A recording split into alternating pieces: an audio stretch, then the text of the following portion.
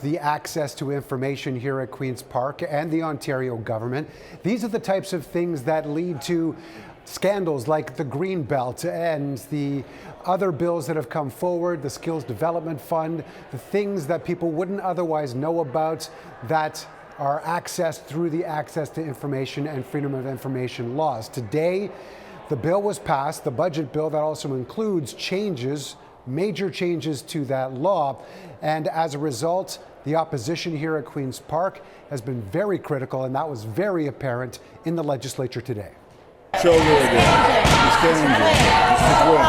Mr. MPPs from the opposition yelling shame and FOI while the vote was taking place. That's while members of the Ford government voted in favor of the FOI changes and the rest of the budget bill.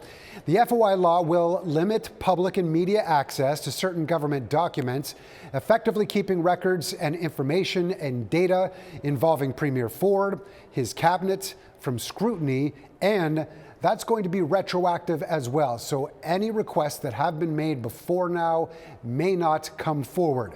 The new legislation would normally go to a committee. The public would have a chance to weigh in at that point before any proposed changes. But after a late night session in the legislature last night, that was fast-tracked to a vote today, and it's gone forward. So as a result of that, you can imagine that Finance Minister Peter Bethlen-Falvey faced the fire today when he spoke with the media a little bit earlier. We're not taking people's rights. You folks will have lots of access. You have lots of tools. That will continue. We'll continue to debate bills in the House. We are going to continue to I'm out every 90 days telling the people how I spent their money. Premier Ford has, throughout all of this, said that 95% of information would still be accessible and that it would be limited to 5% that wouldn't be made public. However, there has been dispute over that, and the idea that some information would still be made available. He's talking about how it would be to protect personal information. That's the type of information that would be redacted at that point and wouldn't be made available anyway. So there's lots of dispute over that. And of course, the opposition leaders, both the NDP and the Liberal, had something to say about that as well. Democracy dies in darkness. And this government has used their budget bill, and I will say budgets are moral documents. They have used their budget bill as a way to hide from the people of Ontario. People have a right to know.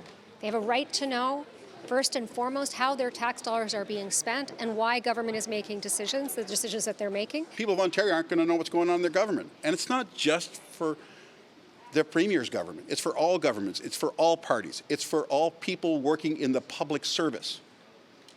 Right? That's why we have those things, so people know how the government is using the billions of dollars that they send to government every year.